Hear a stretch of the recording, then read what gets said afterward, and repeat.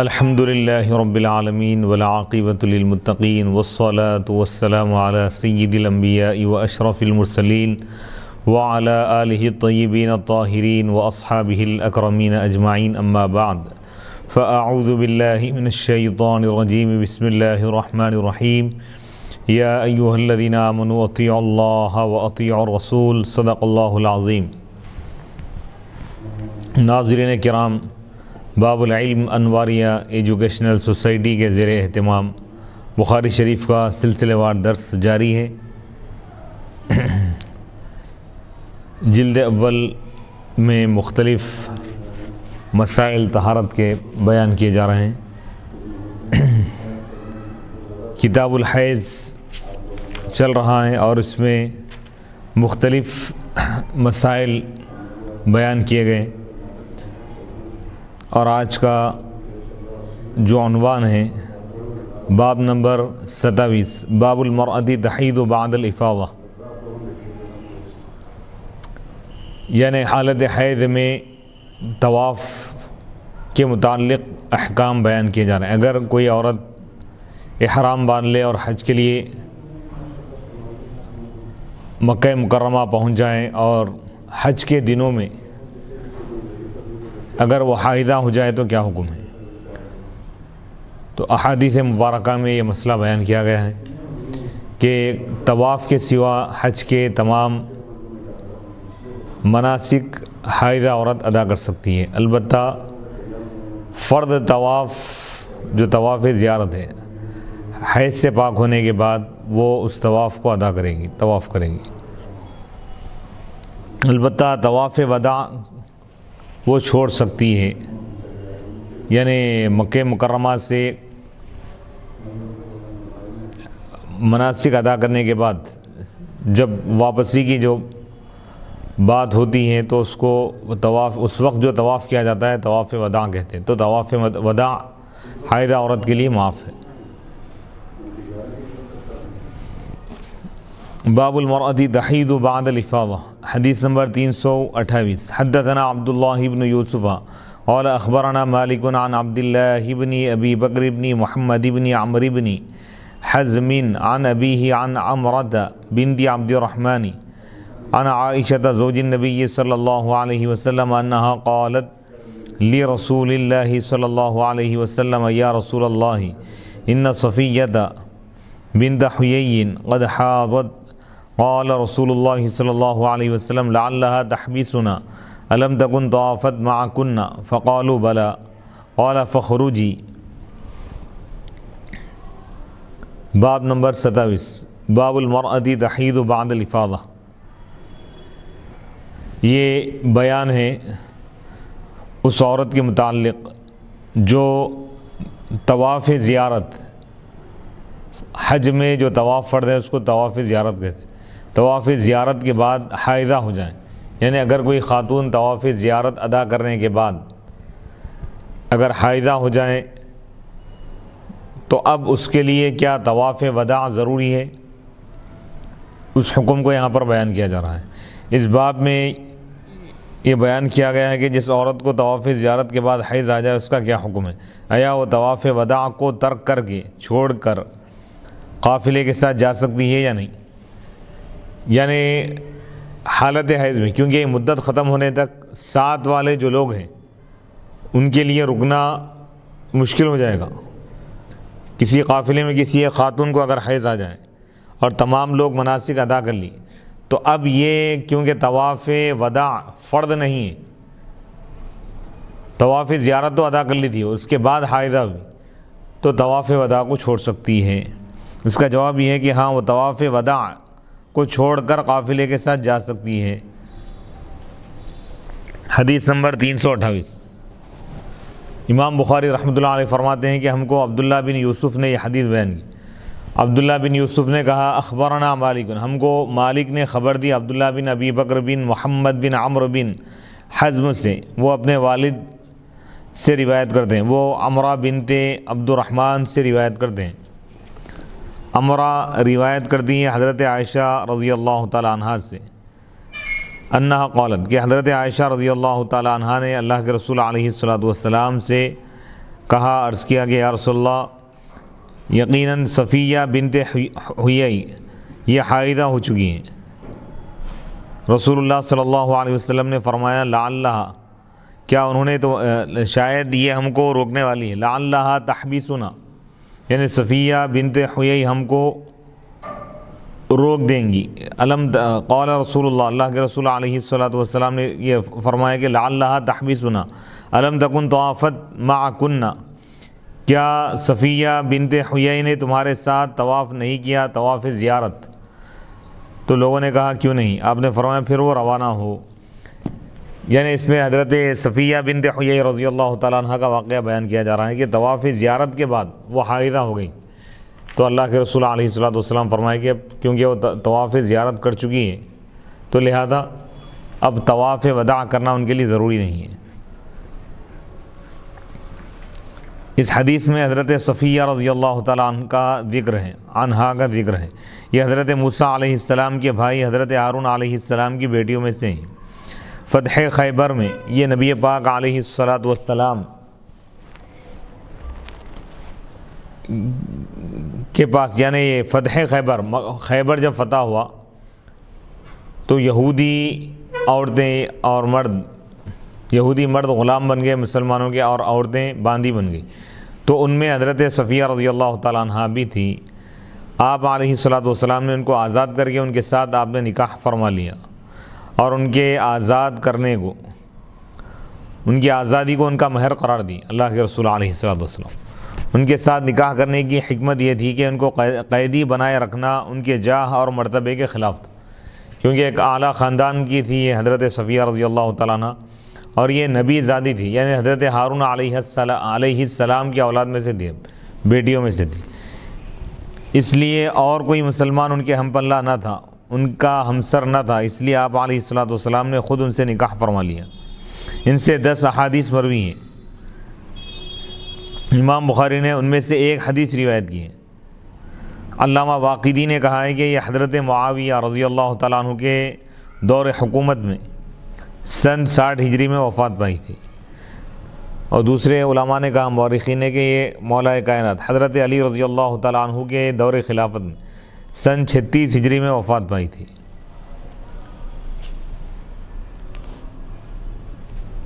اس حدیث میں یہ دلیل ہے کہ حائضہ عورت سے طواف وداع ساقط ہو جاتا ہے، یعنی معاف ہو جاتا ہے، ادا کرنا اس کے لیے ضروری نہیں ہے اگر عورت حائضہ ہو جائے تو۔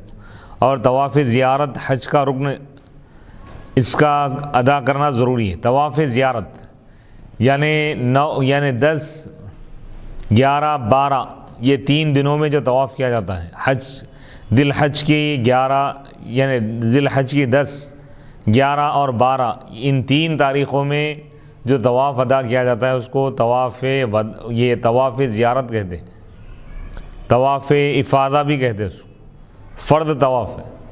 حج کے 3 فرائض ہیں، احرام باندھنا، کعبۃ اللہ یعنی احرام باندھنا، اور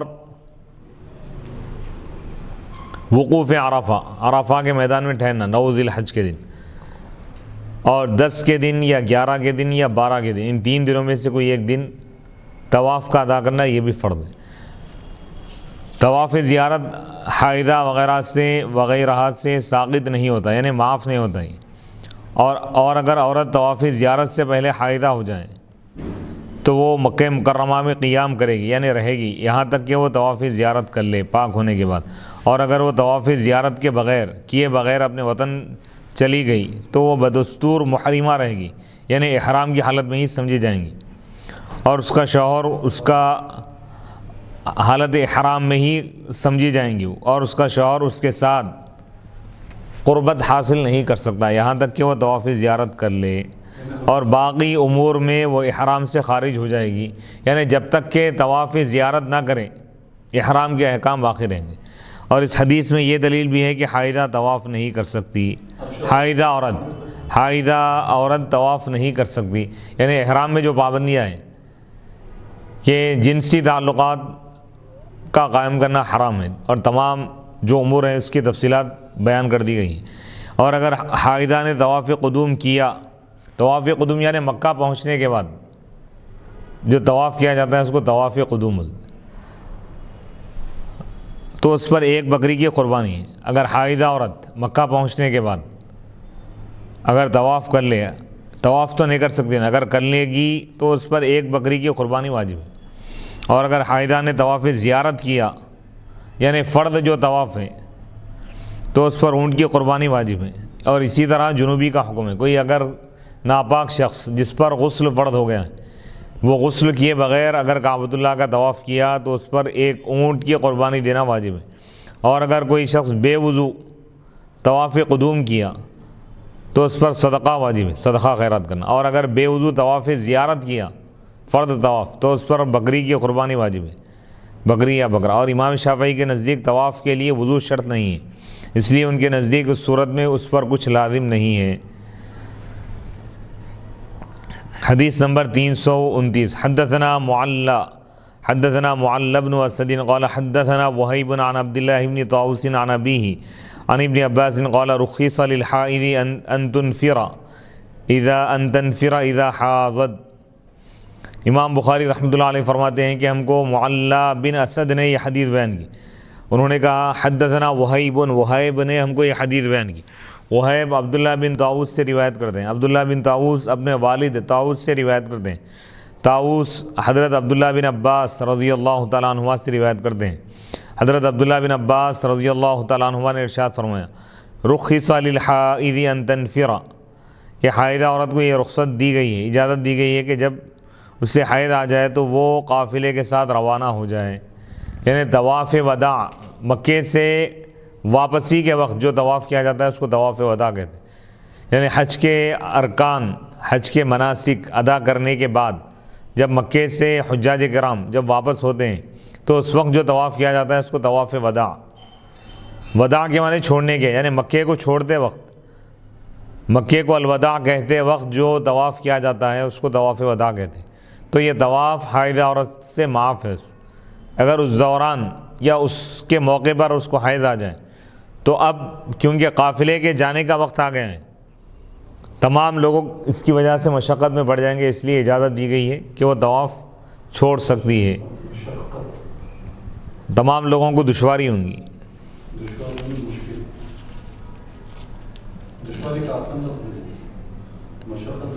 حدیث نمبر 330 یعنی آسانی کے لیے یہ حکم دیا گیا۔ حدیث نمبر 330 وکان ابن عمر یقول فی اول امرہ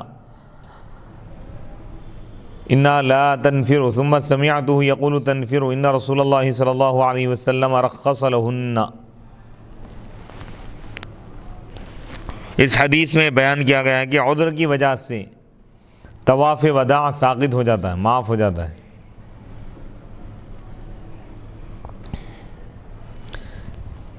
طاووس روایت کرتے ہیں کہ حضرت عبداللہ بن عمر رضی اللہ تعالیٰ عنہما پہلے یہ کہتے تھے کہ حائضہ عورت طواف وداع کیے بغیر روانہ نہیں ہو سکتی، پھر میں نے ان کو یہ کہتے ہوئے سنا کہ وہ روانہ ہو سکتی ہے، بے شک اللہ کے رسول علیہ الصلوۃ والسلام نے اس کو اجازت دی ہے۔ پہلے حضرت عبداللہ بن عمر رضی اللہ تعالیٰ عنہما یہ کہتے تھے کہ حائضہ عورت طواف وداع کیے بغیر مکے سے روانہ نہیں ہو سکتی، بعد میں ان کو معلوم ہوا کہ اللہ کے رسول علیہ الصلوۃ والسلام نے حائضہ عورت کو رخصت اجازت دی ہے، تو انہوں نے اپنے پہلے قول سے رجوع کر لیا، پہلے قول کو آپ چھوڑ دیے، پھر حضور جو فرمائے اس کی طرف رجوع کر لیا۔ اس سے معلوم ہوا کہ حضرت عبداللہ بن عمر رضی اللہ تعالیٰ عنہما میں انانیت بالکل نہیں تھی، اور حق کے واضح ہونے کے بعد وہ رجوع کر لیتے تھے۔ یعنی پہلے ان کی ایک رائے تھی کہ حائضہ عورت رک کر طواف وداع کرے گی، لیکن جب ان کو یہ حدیث معلوم ہوئی تو وہ کہنے لگے کہ رکنے کی ضرورت نہیں ہے، وہ جا سکتی ہے طواف وداع کیے بغیر۔ تو معلوم یہ ہوا کہ اہل حق، علماء ربانیین اور اہل حق کی پہچان یہ ہے کہ حق واضح ہونے کے بعد وہ حق کو اختیار کرتے ہیں۔ اگر کسی سے کسی عقیدے میں، کسی فکر میں، کسی نظریے میں اگر غلطی ہو جائے اور اس پر حق واضح ہو گیا، اگر وہ نیک بندہ ہے تو وہ حق کو قبول کر لے، تو اہل حق کی پہچان ہے۔ اگر کسی کا عقیدہ غلط تھا اور وہ توبہ کر لیا، رجوع کر لیا، صحیح عقیدے کو اختیار کر لیا، تو وہ علماء حق میں اور اللہ کے نیک بندوں میں اس کا شمار ہے۔ اور حق واضح ہونے کے بعد وہ رجوع کر لیتے تھے، اور خوف خدا رکھنے والے علماء کی یہی شان ہے کہ جب ان پر اپنے قول سابق کی خطا منکشف ہو جاتی، گزرے ہوئے قول یعنی پہلی جو بات ہے اس کی غلطی ان پر واضح ہو جاتی ہے تو وہ اس سے رجوع کر لیتے تھے۔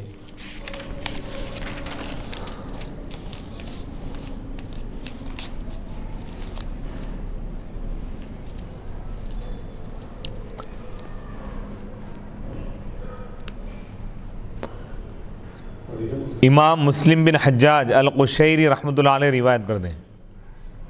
اب یہاں پر ایک واقعہ بیان کیا جا رہا ہے کہ حضرت ابو ہریرہ رضی اللہ تعالیٰ عنہ یا حضرت ابو سعید خدری رضی اللہ تعالیٰ عنہ نے بیان فرمایا کہ غزوہ تبوک کے سفر میں لوگوں کو سخت بھوک، شدت کی بھوک محسوس ہو رہی تھی، لگ رہی تھی۔ صحابہ کرام نے عرض کیا کہ یا رسول اللہ صلی اللہ علیہ وسلم، اگر آپ ہمیں اجازت دیں تو ہم پانی لانے والے اونٹوں کو ذبح کر کے کھا لیں اور چربی کا تیل بنا لیں۔ تو رسول اللہ صلی اللہ علیہ وسلم نے اجازت دے دی۔ اتنے میں حضرت عمر رضی اللہ تعالیٰ عنہ آگے اور عرض کیا کہ یا رسول اللہ صلی اللہ علیہ وسلم، اگر آپ نے ایسا کیا تو سواریاں کم ہو جائیں گی، البتہ آپ لوگوں کا بچا ہوا کھانا منگوا لیجئے اور اس پر برکت کی دعا کیجئے، اللہ تعالیٰ سے امید ہے کہ وہ برکت عطا فرمائے گا۔ یعنی لوگوں کے بچے ہوئے ٹفن وغیرہ توشے دان آپ منگوا لیجئے اور اس پر برکت کی دعا کیجئے، اللہ تعالیٰ سے امید ہے کہ وہ برکت عطا فرمائے گا۔ رسول اللہ صلی اللہ علیہ وسلم نے فرمایا ٹھیک ہے، اور ایک چمڑے کا دسترخوان بچھا دیا۔ پھر لوگوں کا بچا ہوا کھانا یعنی لوگوں کے بچے ہوئے ٹفن آپ نے طلب فرمایا۔ کوئی شخص اپنی ہتھیلی میں جوار اور کوئی کھجوریں اور کوئی روٹی کے ٹکڑے لیے چلا آ رہا تھا، یہ سب چیزیں مل کر بہت تھوڑی مقدار میں جمع ہوئی۔ رسول اللہ صلی اللہ علیہ وسلم نے برکت کی دعا فرمائی۔ پھر اللہ کے رسول علیہ الصلوۃ نے فرمایا کہ سب اپنے اپنے برتنوں میں کھانا بھر لیں۔ چنانچہ تمام لوگوں نے اپنے اپنے برتن بھر لیے، یہاں تک کہ لشکر کے تمام برتن بھر گئے۔ اب سب نے مل کر کھانا کھایا اور سیر ہو گئے، اور کھانا پھر بھی بچ گیا۔ اللہ کے رسول علیہ الصلوۃ نے یہ دیکھ کر فرمایا، میں گواہی دیتا ہوں کہ اللہ تعالیٰ کے سوا کوئی عبادت کا مستحق نہیں، اور یہ کہ میں اللہ تعالیٰ کا رسول ہوں، اور جو شخص بھی اس کلمے پر یقین کے ساتھ اللہ تعالیٰ سے ملاقات کرے گا وہ شخص جنتی ہوگا۔ یقین کے ساتھ ملاقات کرے گا یعنی جو اس کلمے پر یقین کامل رکھے گا کہ اللہ کے سوا کوئی معبود نہیں اور محمد عربی صلی اللہ علیہ وسلم اللہ کے رسول ہیں، اللہ کے بندے ہیں، جو اس کلمے پر جس کا خاتمہ ہوگا یعنی جو آخری وقت یہ کلمہ پڑھے گا اور اس کلمے پر قائم رہے گا، اس کے معنی پر اور مفہوم پر، تو وہ جنت میں جائے گا۔ یعنی خوشخبری ہے اس لوگوں کے لیے جو ایمان لا لیے اور ایمان پر قائم رہے، ان کے لیے جنت کی خوشخبری دی گئی۔ حضرت ابو ہریرہ رضی اللہ تعالیٰ عنہ بیان کرتے ہیں کہ ہم اللہ کے رسول علیہ السلام کے ساتھ بیٹھے ہوئے تھے، اور ہمارے ساتھ دیگر صحابہ کے علاوہ حضرت ابو بکر صدیق اور حضرت عمر فاروق رضی اللہ تعالیٰ عنہما بھی بیٹھے ہوئے تھے۔ اچانک اللہ کے رسول علیہ السلام اٹھ کر چلے گئے اور کافی دیر تک تشریف نہ لائے، تو ہمیں خوف ہوا کہ کہیں خدا نخواستہ آپ کو کوئی تکلیف نہ پہنچی ہو۔ اس خیال سے ہم سب کھڑے ہو گئے۔ سب سے پہلے میں گھبرا کر آپ کی تلاش میں نکلا اور انصار بنی نجار کے باغ تک پہنچ گیا۔ میں باغ کے چاروں طرف گھومتا رہا لیکن مجھے اندر جانے کے لیے کوئی دروازہ نہ ملا۔ اتفاقاً ایک نالہ دکھائی دیا جو باہر کے کنویں سے باغ کے اندر کی طرف جا رہا تھا۔ میں لومڑی کی طرح سمٹ کر اس نالے کے راستے سے رسول اللہ صلی اللہ علیہ وسلم تک پہنچا۔ رسول اللہ صلی اللہ علیہ وسلم نے فرمایا، اے ابو ہریرہ۔ میں نے عرض کیا، جی ہاں یا رسول اللہ صلی اللہ علیہ وسلم۔ اللہ کے رسول علیہ السلام نے فرمایا، کیا بات ہے؟ میں نے عرض کیا، یا رسول اللہ آپ ہمارے درمیان تشریف فرما تھے، پھر آپ اچانک اٹھ کر تشریف لے گئے، آپ کی واپسی میں دیر ہو گئی، اس وجہ سے ہمیں خوف دامن گیر ہوا کہ کہیں دشمن آپ کو تنہا دیکھ کر پریشان نہ کریں۔ ہم سب خوف لاحق ہوا ہم کو، ہم سب گھبرا کر اٹھ کھڑے ہوئے اور سب سے پہلے میں آپ کی تلاش میں نکلا، بس میں اس باغ تک پہنچا اور لومڑی کی طرح سمٹ کر باغ کے اندر آ گیا، باقی صحابہ میرے پیچھے آ رہے ہیں۔ اللہ کے رسول علیہ الصلاۃ والسلام یعنی سکڑ کر میں باغ میں داخل ہو گیا، باقی صحابہ میرے پیچھے آ رہے ہیں۔ رسول اللہ صلی اللہ علیہ وسلم نے اپنی نالین مبارک مجھے عطا فرمائی، یعنی باغ میں داخل ہونے کا جو راستہ تھا چھوٹا تھا۔ حضرت ابو ہریرہ فرما رہے ہیں کہ لومڑی کی طرح سمٹ کر قریب ہو کر میں باغ کے اندر داخل ہو گیا، باقی صحابہ میرے پیچھے آ رہے ہیں۔ رسول اللہ صلی اللہ علیہ وسلم نے اپنی نالین مبارک مجھے عطا فرمائی اور فرمایا کہ اے ابو ہریرہ، میری یہ دونوں جوتیاں لے کر نالین لے کر چلے جاؤ، اور باغ کے باہر جو شخص تم کو کلمہ طیبہ کی دلی یقین سے شہادت دیتا ہوا ملے، یعنی گواہی دیتا ہوا ملے، اس کو جنت کی بشارت دے دو۔ یعنی جو بھی کلمہ طیبہ کی گواہی دیتا ہوا ملے صدقے دل سے، سچے دل سے، اس کو تم جنت کی بشارت دے دو۔ حضرت ابو ہریرہ رضی اللہ تعالیٰ عنہ کہتے ہیں کہ باغ کے باہر سب سے پہلے میری ملاقات حضرت عمر رضی اللہ تعالیٰ عنہ سے ہوئی۔ انہوں نے پوچھا، اے ابو ہریرہ، یہ نالین کس کے ہیں؟ یہ جوتیاں کیسی ہیں؟ یعنی یہ نالین مبارک کس کے ہیں؟ میں نے کہا یہ رسول اللہ صلی اللہ علیہ وسلم کے نالین ہیں، جو حضور علیہ الصلاۃ والسلام نے مجھے اس لیے دی ہیں کہ جو شخص بھی مجھے یقین کے ساتھ کلمہ طیبہ کی گواہی دیتا ہوا ملے، اس کو میں جنت کی بشارت دے دوں۔ یہ سن کر حضرت عمر نے میرے سینے پر ایک ضرب لگائی مارے، جس کی وجہ سے میں پیٹھ کے بل گر پڑا۔ پھر حضرت عمر نے مجھ سے کہا، رسول اللہ صلی اللہ علیہ وسلم کی خدمت میں واپس جاؤ۔ بس میں رسول اللہ صلی اللہ علیہ وسلم کی خدمت میں پہنچ کر رونے لگا، ساتھ ہی حضرت عمر رضی اللہ تعالیٰ عنہ بھی پہنچ گئے۔ اللہ کے رسول علیہ الصلاۃ والسلام نے پوچھا، اے ابو ہریرہ کیا ہوا؟ میں نے عرض کیا، سب سے پہلے میری ملاقات حضرت عمر سے ہوئی، میں نے ان کو آپ کا پیغام پہنچایا، انہوں نے میرے سینے پر ضرب مار کر مجھے پیٹ کے بل گرا دیا اور کہا واپس چلے جاؤ۔ تو اللہ کے رسول علیہ الصلاۃ والسلام نے حضرت عمر رضی اللہ تعالیٰ عنہ سے پوچھا، تم نے ایسا کیوں کیا؟ حضرت عمر نے عرض کیا، یا رسول اللہ صلی اللہ علیہ وسلم، کیا واقعی آپ نے ابو ہریرہ کو اپنے نالین دے کر آپ نے بھیجا تھا کہ جو شخص اسے یقین قلب کے ساتھ، دلی یقین کے ساتھ کلمہ طیبہ کی گواہی دیتا ہوا ملے، اس کو یہ جنت کی بشارت دے دے؟ اللہ کے رسول علیہ الصلاۃ والسلام نے فرمایا ہاں۔ حضرت عمر نے عرض کیا، یا رسول اللہ ایسا نہ فرمائیں، ایسا نہ کریں، کیونکہ مجھے اندیشہ ہے کہ لوگ پھر کلمے پر ہی بھروسہ کر کے بیٹھ جائیں گے، ان کو عمل کرنے دیجئے۔ آپ نے فرمایا اچھا پھر انہیں عمل کرنے دو۔ یعنی نبی پاک علیہ الصلاۃ والسلام پہلے یہ فرمائے تھے کہ جو بھی کلمہ طیبہ کی گواہی دیتے ہوئے ملے ان کو خوشخبری دے دو جنت کی۔ تو حضرت عمر رضی اللہ تعالیٰ عنہ یہ کہنے لگے کہ یا رسول اللہ، اگر لوگوں کے سامنے بات عام کی جائیں گی تو لوگ خالی کلمہ پڑھ کے خاموش بیٹھ جائیں گے، عمل نہیں کریں گے، تو لہذا آپ اس چیز سے لوگوں کو روک دیجئے۔ یعنی یہ بشارتیں عوام الناس میں نہ سنائیں تو یہ زیادہ بہتر ہے۔ تو اس میں یہ بات بتا رہے ہیں کہ لوگوں کے اعتبار سے، یعنی لوگ اگر خوشخبری سن کر عمل چھوڑ دیں گے تو ایسے لوگوں کو خوشخبری نہیں سنانا چاہیے، بلکہ اللہ کے عذاب سے ڈرانے والی جو احادیث ہیں، خوف کی جو احادیث ہے وہ بیان کرنا چاہیے۔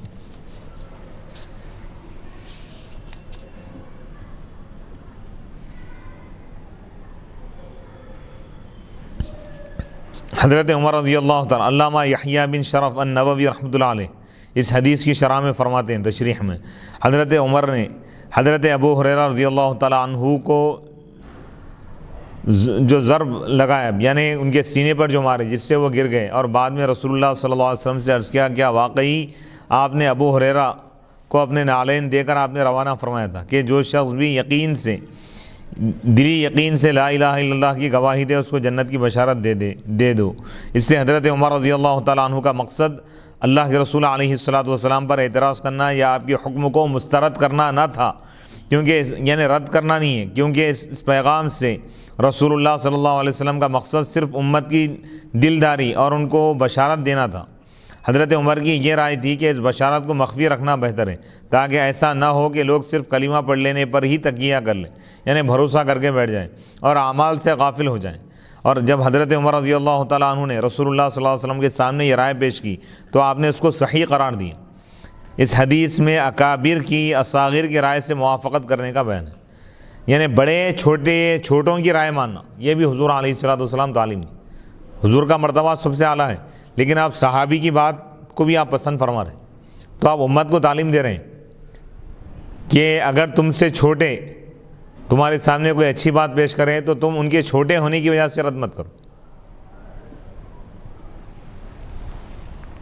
اس حدیث میں یہ بیان ہے کہ اگر اصاغر کی رائے میں کوئی مصلحت ہو تو اکابر کو ان کی رائے کی طرف رجوع کر لینا چاہیے، یعنی جس میں سب کی بھلائی ہو۔ تو اس حدیث سے معلوم یہ ہوا کہ اگر زمانہ ایسا ہے، لوگ ایسے ہیں کہ اگر خوشخبریاں سنا دی جائے تو لوگ عمل کرنا چھوڑ دیں گے، تو اس وقت ایسی جنت کی بشارتیں یا خوشخبریاں نہیں سنانا چاہیے، بلکہ اعمال کی ترغیب دینا چاہیے۔ اس دور میں جب صحابہ رسول یہ دیکھ رہے ہیں، تو آج کے دور میں بدرجہ اولا یعنی لوگوں کو اعمال کی طرف زیادہ راغب کرنے کی ضرورت ہے۔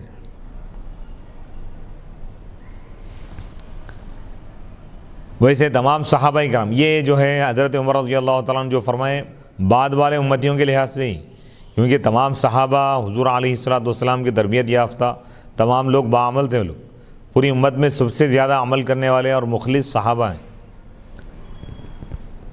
تو ان کا یہ کمال ایمان تھا ہی کہ اتنے نیکیاں کرنے کے باوجود بھی وہ اللہ کے عذاب سے ڈرتے تھے۔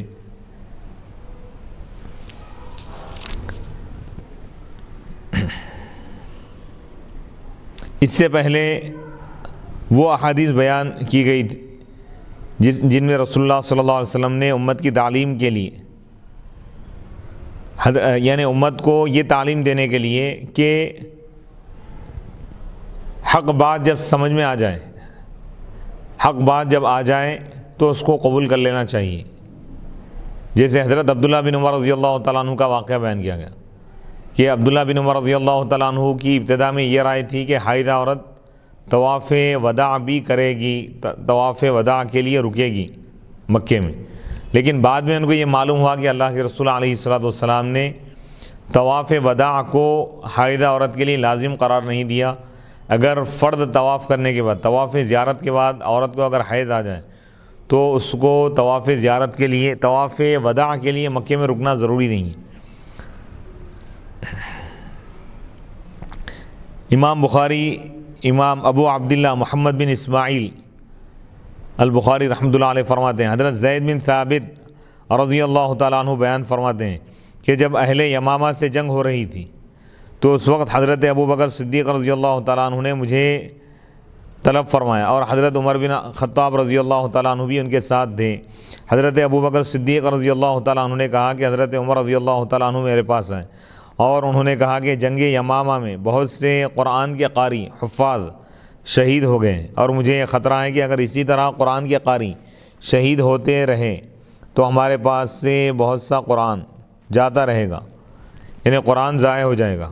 اور میری یہ رائے ہے، میری رائے یہ ہے کہ آپ قرآن مجید کو جمع کرنے کا حکم دیں۔ میں نے حضرت عمر سے کہا کہ آپ اس کام کو کیسے کریں گے، اس کام کو جس کو اللہ کے رسول علیہ السلام نے نہیں کیا۔ حضرت عمر نے کہا اللہ کی قسم اس کام میں خیر ہے۔ پھر حضرت عمر رضی اللہ تعالیٰ عنہ مجھے مسلسل یہ مشورہ دیتے رہے، حتیٰ کہ اللہ تعالیٰ نے میرا سینہ بھی اس کام کے لیے کھول دیا، اور میں نے دیکھا کہ حضرت عمر کی رائے درست ہے۔ اسی طرح حضرت عمر نے حضرت علی رضی اللہ تعالیٰ عنہ کی رائے کی طرف رجوع فرما لیا۔ تو اس میں یہ بتا رہے ہیں کہ صحابہ کرام، بڑے بڑے صحابہ کرام، اگر ان سے کوئی خطا ہو جاتی، کوئی دوسروں کی بات بہتر دکھتی تو ان کی طرف وہ رجوع کر لیتے تھے۔ جیسے صدیق اکبر رضی اللہ تعالیٰ عنہ، حضور کے دور میں قرآن جمع نہیں کیا گیا تھا، زبانی یاد تھا صحابہ کرام، تو حضرت ابوبکر صدیق رضی اللہ تعالیٰ عنہ کے دور میں ایک جنگ میں 700 حفاظ صحابہ شہید ہو گئے۔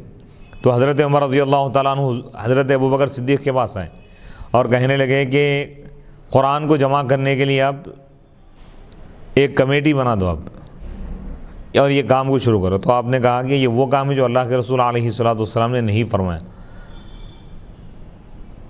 تو حضرت عمر رضی اللہ تعالیٰ عنہ کہنے لگے حضور تو نہیں کیے، لیکن یہ کام اچھا ہے، مسلسل اصرار کرنے لگے۔ تو حضرت ابوبکر صدیق فرمائے کہ اللہ تعالیٰ اس کام کے لیے میرے دل کو بھی اللہ تعالیٰ کشادہ اور کر دیا اور کھول دیا، شرح صدر فرمایا۔ پھر آپ صحابہ کی ایک کمیٹی تشکیل دیے، اور قرآن کریم جہاں جہاں لکھا ہوا تھا، جن صحابہ کرام کو زبانی یاد تھا، 2 گواہ ہر آیت 2 صحابی کے پاس، کم از کم 2 گواہ کے پاس، یعنی 2 صحابی کے بعد اگر لکھی ہوئی ملی تو اس آیت کو لکھ دیا گیا، جمع کیا گیا۔ آج قرآن جو آپ کو ایک مصحف کی شکل میں جو دکھ رہا ہے، یہ خلافت صدیقی حضرت ابوبکر صدیق رضی اللہ تعالیٰ عنہ کا کارنامہ ہے. سبحان اللہ. کیونکہ اس دور میں ہڈیوں پر لکھ لیا کرتے تھے، چمڑوں پر لکھتے تھے. تو اس سے معلوم یہ ہوا کہ حضرت ابوبکر صدیق خلیفہ اول ہیں، خلیفہ وقت ہیں، افضل البشری بعد الانبیاء بالتحقیق ہیں. لیکن اس کے باوجود حضرت عمر جب رائے دی اور وہ رائے آپ کو مناسب معلوم ہوئی تو آپ فوراً قبول کر لیں. یہ نہیں سوچے کہ یہ تو میرے سے چھوٹے ہیں درجے میں، یہ نہیں دیکھ. تو یہ حضور علیہ السلام کی تربیت کا اثر ہے کہ حضور صحابہ کی ایسی تربیت فرمائیں، اہل بیت کی ایسی تربیت فرمائیں کہ حق اگر آ جائے تو وہ حق کو فوراً قبول کر لیں. بے شک حق حق حق. اس میں دوسری بات یہ معلوم ہو رہی ہے کہ صحابہ ایک مزاج دے رہے ہیں. جیسا بعض لوگ یہ بولتے ہیں بھائی حضور نہیں کرے ہم کیسا کرنا. نیک کاموں میں کوئی نیا کام ہے اگر اچھا ہے تو یہ مت دیکھو کہ حضور علیہ السلام کے دور میں ہوا یا نہیں ہوا. اچھا کام ہر دور میں اچھا ہے. سبحان اللہ، کیا بات ہے. اور برا کام ہر دور میں برا ہے. بے شک. زمانہ اور شخصیات کو دیکھنے کا حکم نہیں دیا گیا. قرآن اور حدیث، حضور علیہ السلام کے احادیث مبارکہ، سنتیں، خلفائے راشدین کا طریقہ. اگر اصول سے کوئی کام ٹکرا رہا ہے، ایسا نیا کام ہے جو قرآن و حدیث کے خلاف ہے تو وہ غلط ہے. نیا کام ہے لیکن قرآن و حدیث کے خلاف نہیں ہے وہ، اور وہ اچھا ہے، اس میں خیر ہے، خوبی ہے، تو وہ جائز ہے. جیسے مساجد کی تعمیر ہے. آج کل جو مساجد بنائے جا رہے ہیں اس طرز کی تعمیر تو اس دور میں نہیں تھی. کیا اس کو ناجائز کہا جائے گا؟ مدارس کا قیام ہے. اور انٹرنیٹ کے ذریعے، آن لائن اور ویڈیو ریکارڈنگ کے ذریعے قرآن و حدیث، تفسیر، حدیث، فقہ، اسلامی علوم کی اشاعت، اگرچہ کہ یہ اس دور میں نہیں تھی لیکن یہ اس دور کا تقاضا ہے، تو یہ بھی قرآن و حدیث کے عین مطابق. جیسے خلافت صدیقی میں قرآن کو ایک جگہ جمع کیا گیا، تدوین قرآن کا عمل انجام دیا گیا. پھر حضرت فاروق اعظم رضی اللہ تعالیٰ عنہ کے دور میں تراویح باضابطہ 20 رکعت تراویح جماعت کے ساتھ جو شروع کی گئی، اور حضرت عثمان غنی رضی اللہ تعالیٰ عنہ کے دور میں اذان ثانی کا آغاز. تو اس سے معلوم یہ ہوا کہ ہر نیا کام بدعت نہیں ہے. بے شک. وہ نیا کام بدعت ہے جو قرآن و حدیث اور صحابہ کے طریقے کے خلاف، خلفائے راشدین کے طریقے کے خلاف. ہاں وہ نیا کام جو قرآن و حدیث کے موافق اگر ہو اور صحابہ کے طریقے کے موافق ہیں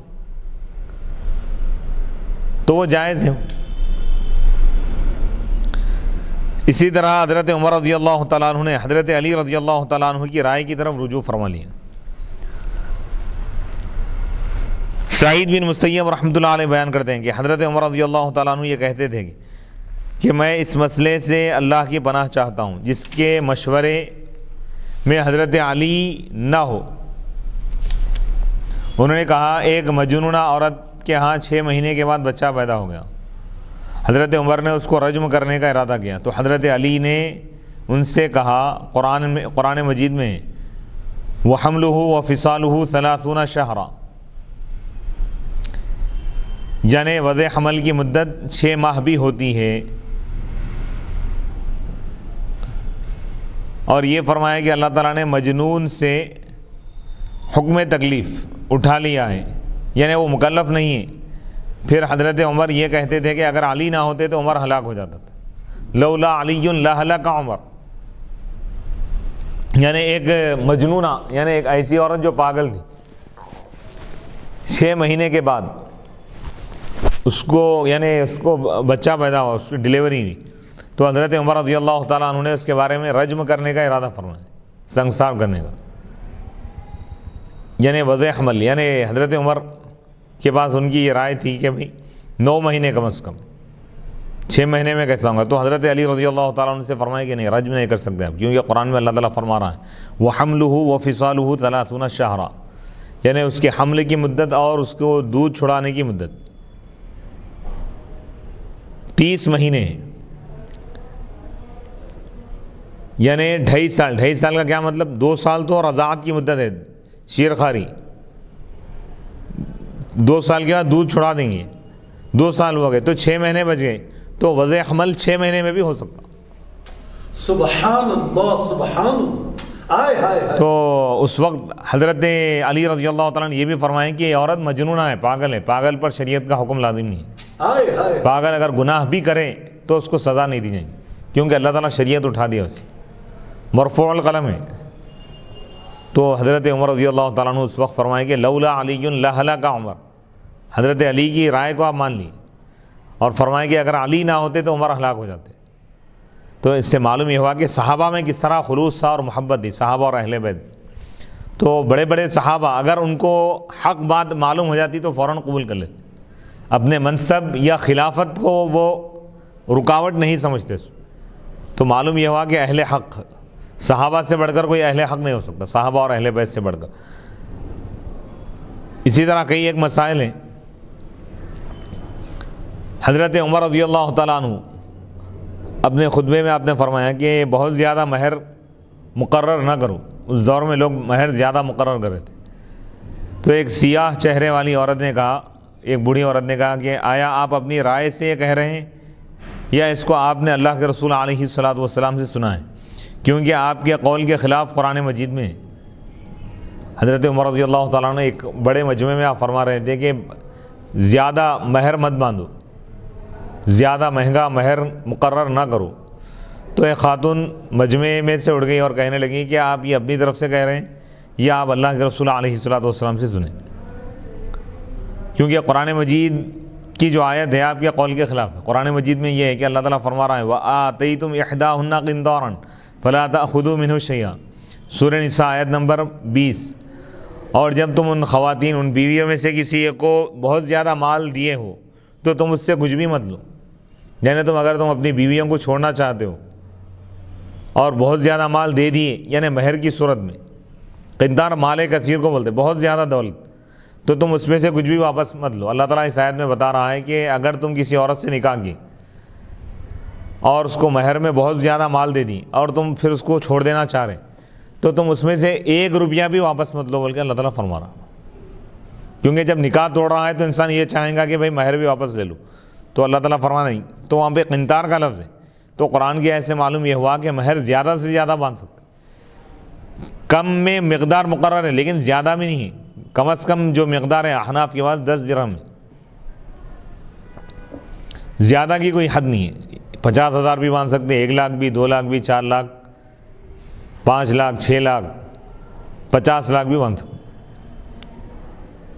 ادا کرنے والے کی استطاعت پر ہے۔ اور تم اپنے ازواج میں سے کسی کو ڈھیروں مال دے چکے ہو تو بھی اس میں سے کچھ واپس نہ لو۔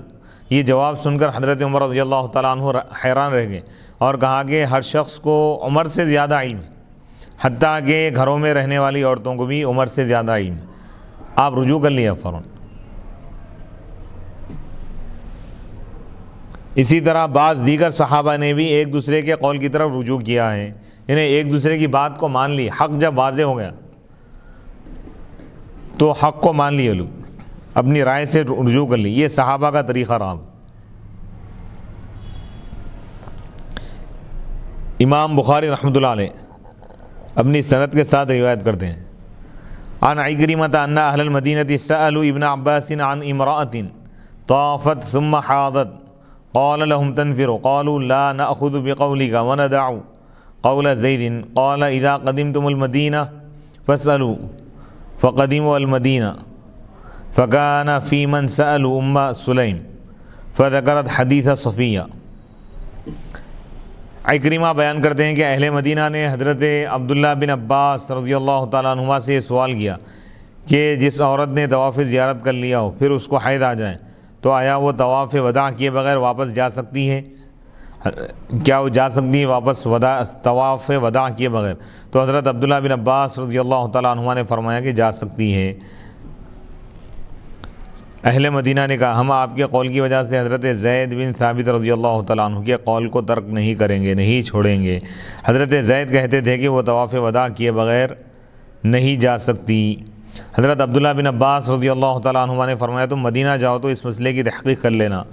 جب وہ مدینہ گئے تو انہوں نے اس کی تحقیق کی اور حضرت ام سلیم رضی اللہ تعالیٰ عنہ سے بھی پوچھا تو انہوں نے حضرت صفیہ کی رضی اللہ تعالیٰ عنہ کی حدیث بیان کی کہ ایسی صورت میں رسول اللہ صلی اللہ علیہ وسلم نے حضرت صفیہ کو طواف وداع کیے بغیر جانے کی اجازت دی تھی۔ جب اہل مدینہ کو حضرت صفیہ رضی اللہ تعالیٰ عنہ کی حدیث مل گئی تو انہوں نے حضرت عبداللہ بن عباس رضی اللہ تعالیٰ عنہما کے پاس جا کر حق کا اعتراف کر لیا، حق کو مان لیا۔ علامہ ابن حجر عسقلانی رحمۃ اللہ علیہ فرماتے ہیں کہ پھر اہل مدینہ حضرت عبداللہ بن عباس رضی اللہ تعالیٰ عنہما کے پاس گئے اور کہا جس طرح آپ نے ہمیں حدیث سنائی تھی ہمیں اسی طرح حدیث مل گئی ہے۔ اور حضرت زید بن ثابت کو جب یہ حدیث مل گئی تو انہوں نے بھی رجوع فرما لیا۔ حضرت زید بن ثابت یہ بھی صحابی ہیں۔ حضرت زید بن ثابت رضی اللہ تعالیٰ عنہ کا نظریہ، ان کی رائے یہ تھی کہ اگر طواف زیارت کے بعد کوئی عورت حائضہ ہو جائے تو وہ طواف وداع کیے بغیر مکے کو نہیں چھوڑ سکتی، مکے میں رہیں گی، وہ طواف وداع کیے بغیر نہیں جا سکتی۔ لیکن جب بعد میں ان کو یہ حدیث معلوم ہوئی کہ نبی پاک علیہ الصلوۃ والسلام نے حضرت صفیہ رضی اللہ تعالیٰ عنہ کو طواف وداع کیے بغیر مکے سے روانہ ہونے کی آپ اجازت دی، تو جب یہ حدیث معلوم ہوئی تو حضرت زید رضی اللہ تعالیٰ عنہ بھی اپنی رائے کو بدل دی اور اللہ کے رسول علیہ الصلوۃ والسلام نے جو فرمایا آپ نے اس کو قبول فرما لیا۔ اکرمہ بیان کرتے ہیں کہ پھر حضرت زید بن ثابت رضی اللہ تعالیٰ عنہ نے رجوع کر لیا اور حضرت عبداللہ بن عباس رضی اللہ تعالیٰ عنہ سے فرمایا مجھے یقین ہے کہ آپ نے سچ کے سوا اور کچھ نہیں کہا۔ یہ عبارت صحیح مسلم کی عبارت ہے، سنن نسائی میں یہ عبارت ہے۔ اکرمہ کہتے ہیں کہ میں حضرت عبداللہ بن عباس رضی اللہ تعالیٰ عنہما کے پاس بیٹھا ہوا تھا، ان سے حضرت زید بن ثابت رضی اللہ تعالیٰ عنہ نے پوچھا آپ یہ فتویٰ دیتے ہیں؟ حضرت عبداللہ بن عباس رضی اللہ تعالیٰ عنہ نے فرمایا اس انصاری خاتون سے اس کے متعلق حدیث معلوم کر لو۔ حضرت زید نے ان سے حدیث پوچھی اور ہنستے ہوئے اپنے قول سے رجوع کر لیا اور کہا جس طرح آپ نے بیان کیا تھا اسی طرح حدیث ہے۔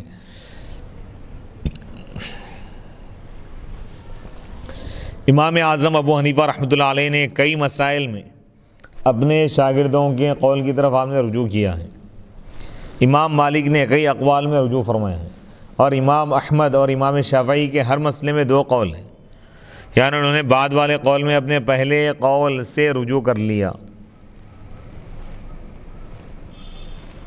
علامہ ابن عابدین شامی رحمۃ اللہ علیہ فرماتے ہیں کہ اللہ تعالیٰ نے اپنی کتاب عزیز کے سوا کسی کتاب کے لیے عصمت کو مقدر نہیں فرمایا یا کسی اور کتاب پر کی یعنی عصمت پر راضی نہیں ہے، یہ صرف اسی کتاب کی شان ہے جس کے حق میں اللہ تعالیٰ فرمایا لا یأتیہ الباطل من بین یدیہ ولا من خلفہ۔ اس کتاب میں باطل سامنے سے آ سکتا ہے نہ پیچھے سے آ سکتا ہے، یعنی قرآن کے قریب باطل نہیں آ سکتا۔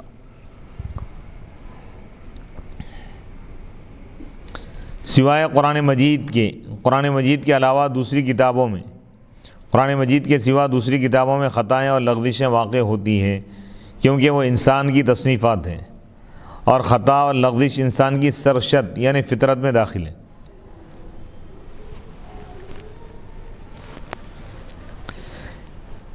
امام اعظم ابو حنیفہ رحمۃ اللہ علیہ نے بعض مسائل میں اپنے شاگردوں امام ابو یوسف اور امام محمد کے اقوال کی طرف رجوع فرما لیا ہے۔ اسی طرح امام مالک نے بعض مسائل میں رجوع کر لیا۔ امام شافعی کے تقریباً ہر مسئلے میں 2 قول ہیں، ایک قول قدیم اور ایک قول جدید۔ قول جدید میں قول قدیم سے رجوع فرما لیا۔ اسی طرح امام احمد کے بھی تقریباً ہر مسئلے میں 2 قول ہیں اور بعد کے قول میں پہلے قول سے رجوع فرما لیا ہے۔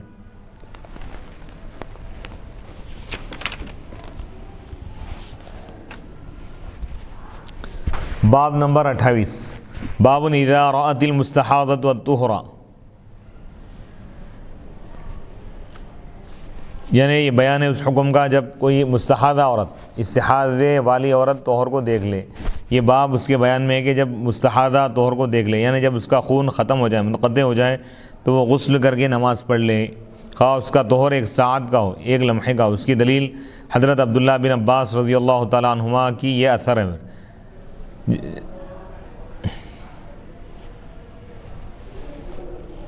جس کا ذکر آگے آ رہا ہے۔ قال ابن عباس تغتسل وتصلي ولو ساعة ويأتيها زوجها إذا صلت الصلاة أعظم حضرت عبداللہ بن عباس رضی اللہ تعالیٰ عنہما نے کہا مستحاضہ غسل کرے اور نماز پڑھے، خواہ 1 ساعت کے لیے حیض منقطع ہوا ہو، اور جب وہ نماز پڑھ لے تو اس کا خاوند اس سے مباشرت کرے، نماز اعظم ہے۔ علامہ ابن حجر رحمۃ اللہ علیہ اس کی شرح میں لکھتے ہیں جب مستحاضہ کے لیے، یعنی یہ جو عنوان ہے باب اذا رأت المستحاضۃ والطہرہ، یعنی جب مستحاضہ کے لیے رکا خون حیض کے خون سے متمیز ہو جائے، الگ ہو جائے، تو استحاضہ کے زمانے کو طہر کہا جائے گا، کیونکہ حیض کے زمانے کے بنسبت طہر ہے، اور یہ بھی احتمال ہے کہ اس سے خون کے انقطاع کا ارادہ کیا جائے، یعنی ختم ہونے کا، اور پہلے معنی عبارت کے زیادہ موافق ہے، یعنی حیض کا خون ختم ہو جائے، رک جائے، اور استحاضہ کا آ جائے، تو استحاضہ کیونکہ یہ طہر میں شمار ہوں گے، طہر کے احکام اس پر لازم ہوں گے۔ علامہ بدر الدین عینی رحمۃ اللہ علیہ ابن حجر کا رد کرتے ہوئے فرماتے ہیں اس عبارت میں کئی خدشات ہیں۔ یہ عبارت اس پر دلالت کرتی ہے کہ مستحاضہ کا خون دائماً جاری ہو، لیکن وہ حیض کے خون میں اور رگ کے خون میں تمیز کر سکتی ہو، جبکہ اس عنوان کے معنی ہے مستحاضہ طہور کو دیکھے، اور طہور اس وقت ہوگا جب خون منقطع ہو جائے، اور اس قائل نے کہا کہ اس کا خون مستمر ہو تو پھر یہ طہور کیسے ہوگا؟ اس نے استحاضہ کے خون کو مجازاً طہور کہا ہے، اور بغیر ضرورت کی کسی عبارت کو مجاز پر محمول نہیں کیا جاتا۔ اس نے کہا یہ معنی عبارت کے سیاق کے زیادہ موافق ہیں، یہ کہنا بھی غلط ہے، بلکہ سیاق عبارت کے موافق یہ ہے کہ وہ طہور کو دیکھے، یعنی اس کا خون منقطع ہو جائے، یعنی اس میں بتا رہے ہیں کہ استحاضے کا خون جب ختم ہو جائے اور وہ طہور کو دیکھ لیں تو اس پر اب نماز بھی فرض ہو جائیں گی، تمام احکام کہ وہ غسل کر لیں گی اور اس کے بعد نماز ادا کرے گی۔ حضرت عبداللہ بن عباس رضی اللہ تعالیٰ عنہما نے فرمایا کہ مستحاضہ غسل کرے اور نماز پڑھے، خواہ 1 ساعت کے لیے حیض منقطع ہوا ہو، اور جب وہ نماز پڑھ لے تو اس کا خاوند اس سے مباشرت کرے، نماز اعظم ہے۔ اس اثر کی اصل عبارت یہ ہے۔ انس بن سیرین بیان کرتے ہیں کہ آل انس کی ایک عورت کو استحاضہ آ گیا، انہوں نے مجھے حکم دیا کہ میں حضرت عبداللہ بن عباس رضی اللہ تعالیٰ عنہما سے سوال کروں۔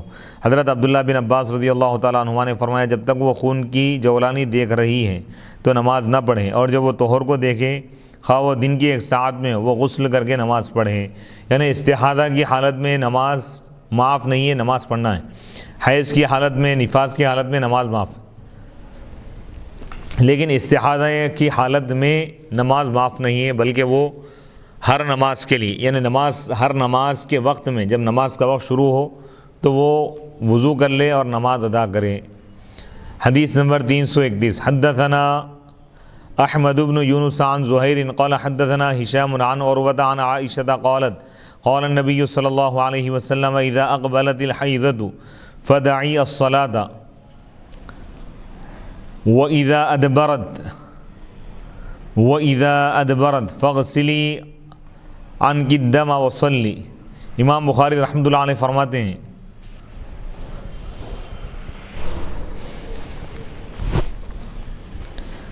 حدیث نمبر 331 امام بخاری رحمۃ اللہ علیہ فرماتے ہیں کہ ہم کو احمد بن یونس نے یہ حدیث بیان کی، وہ زہیر سے یہ حدیث بیان کرتے ہیں۔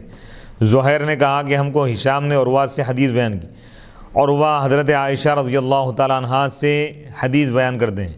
حضرت عائشہ رضی اللہ تعالیٰ عنہ نے فرمایا قال النبی، اللہ کے نبی علیہ الصلاۃ والسلام نے ارشاد فرمایا اذا اقبلت الحیضہ، جب حیض آ جائیں تو تم نماز کو چھوڑ دو، وَإِذَا أَدْبَرَتْ، اور جب وہ ختم ہو جائیں، فَاغْسِلِي عَنْكِ الدَّمَ، تو تم خون کو دھو لو، یعنی پاک صاف ہو جاؤ، غسل کر لو، وصلی، اور نماز پڑھو۔ باب نمبر 29 باب الصلاة علی النفساء وسنتها۔ حدیث نمبر 332 حدثنا احمد بن ابی سریج قال اخبرنا شبابۃ قال اخبرنا شعبۃ عن حسین المعلمی عن ابن بریدہ عن سمرۃ بن جندب ان امرأة ماتت فی بطن فصلى علیہ النبی صلی اللہ علیہ وسلم فقام وسطها۔ باب نمبر 29 باب الصلاة علی النفساء وسنتها، نفاس والی عورتوں کی نماز جنازہ پڑھنا اور اس کا طریقہ یہاں پہ بتا رہے ہیں کہ اگر کوئی عورت حالت نفاس میں یا ڈلیوری کی وجہ سے یا اس دوران اگر اس کی موت واقع ہو جائے تو نماز جنازہ کے احکام کیا ہیں، طریقہ کیا ہے، وہ بتا رہے ہیں۔ یہ باب نفاس والی عورتوں کی نماز جنازہ اور اس کے طریقے کے بیان میں ہے۔ امام بخاری نے اس حدیث کو یہاں کتاب الحیض میں داخل کیا ہے، حالانکہ اس حدیث کی حیض کے ساتھ کوئی مناسبت نہیں، اس کی مناسبت کتاب الجنائز کے ساتھ ہے، اور نہ ہی اس باب کی باب سابق کے ساتھ کوئی مناسبت ہے، کیونکہ باب سابق گزرے ہوئے باب سابق مستحاضہ کے متعلق گزرا ہوا باب مستحاضہ کے متعلق تھا، اور یہ باب نفاس والی عورت کے متعلق ہے۔ البتہ یہ کہا جا سکتا ہے کہ مستحاضہ کا خون بھی جاری ہوتا ہے، اور نفاس والی عورت کا خون بھی جاری رہتا ہے، مستمر رہتا ہے۔ اسی طرح جب نفاس والی عورت کی نماز جنازہ پڑھی جا سکتی ہے تو حیض والی عورت کی نماز جنازہ، حیض والی عورت کی بھی نماز جنازہ پڑھی جا سکتی ہے۔ یعنی ان حالات میں کیونکہ خواتین ناپاک ہوتے ہیں، کیا ان کی نماز جنازہ نہیں پڑھیں گے؟ ایسا نہیں ہے، غسل دیا جائے گا اور نماز جنازہ بھی ان کی پڑھی جائیں گی۔ حدیث نمبر 332 حدثنا احمد بن ابی سریج قال اخبرنا شبابہ قال اخبرنا شعبۃ عن حسین المعلمی عن ابن بریدہ عن سمرۃ بن جندب ان امرأة ماتت فی بطن فصلی علیہا النبی صلی اللہ علیہ وسلم فقام وسطها۔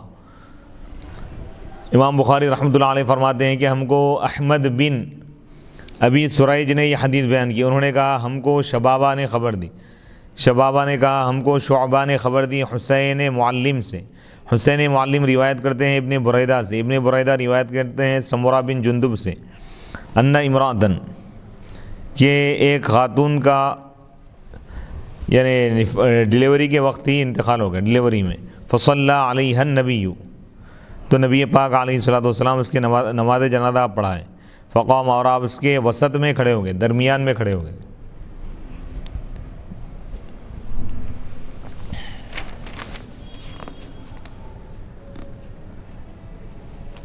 اب یہاں پر یہ مسئلہ بتا رہے ہیں کہ حدیث میں ایک خاتون کا ذکر کیا گیا جس کا انتقال ہو گیا تھا ڈلیوری کے دوران،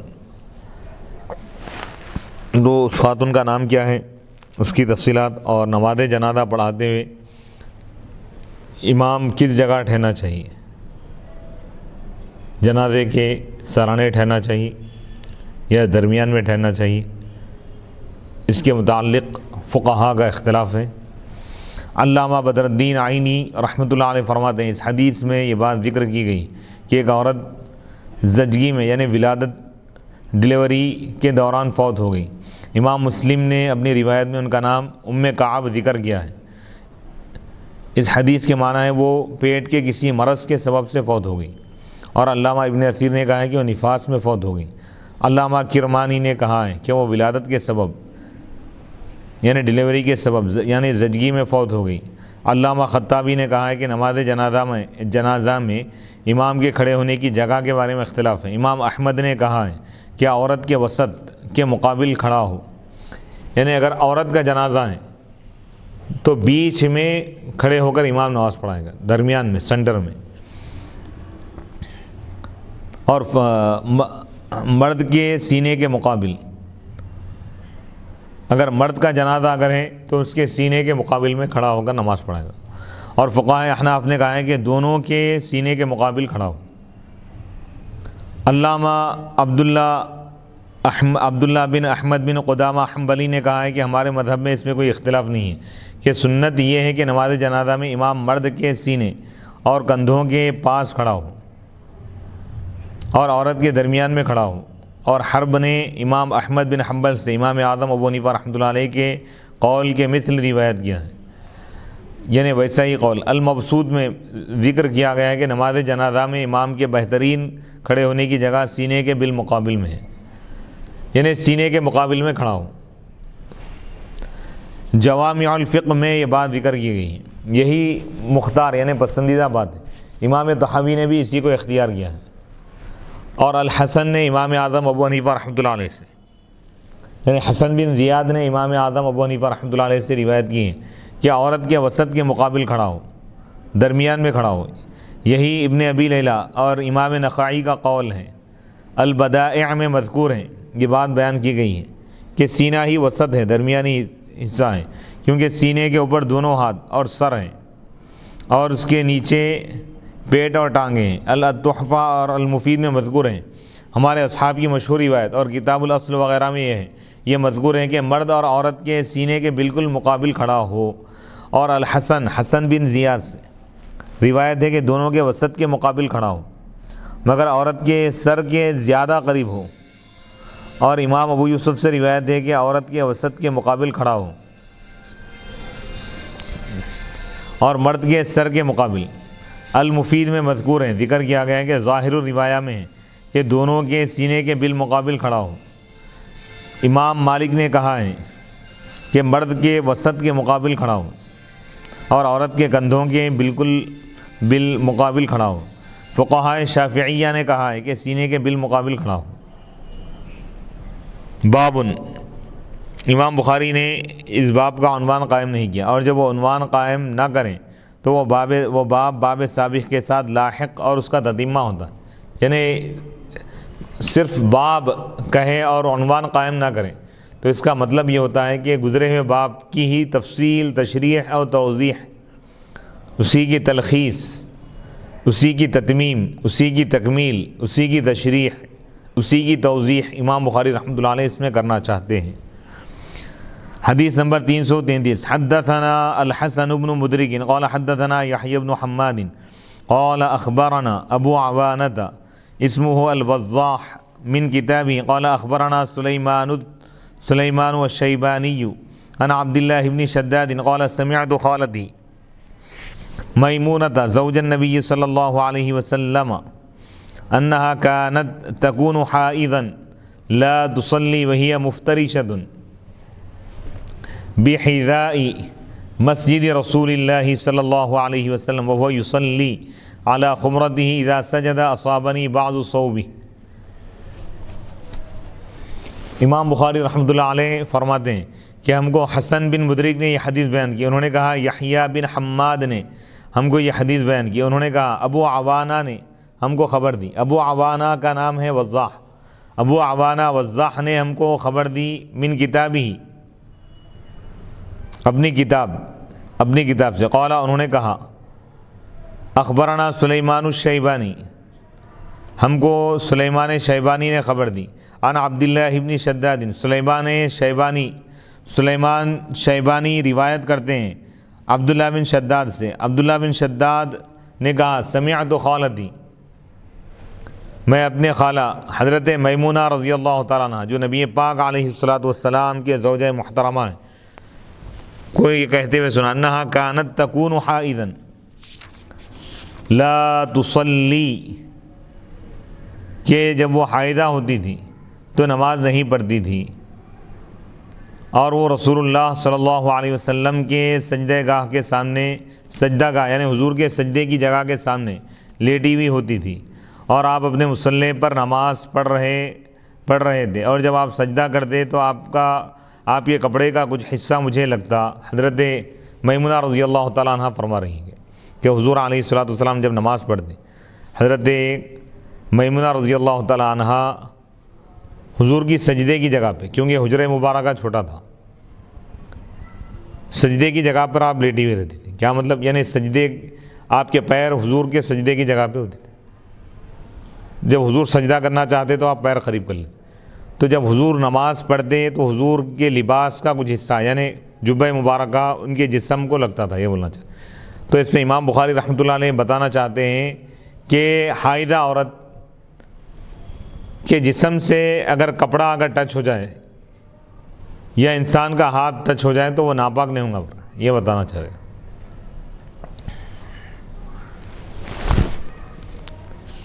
اب یہاں پہ یہ بتا رہے ہیں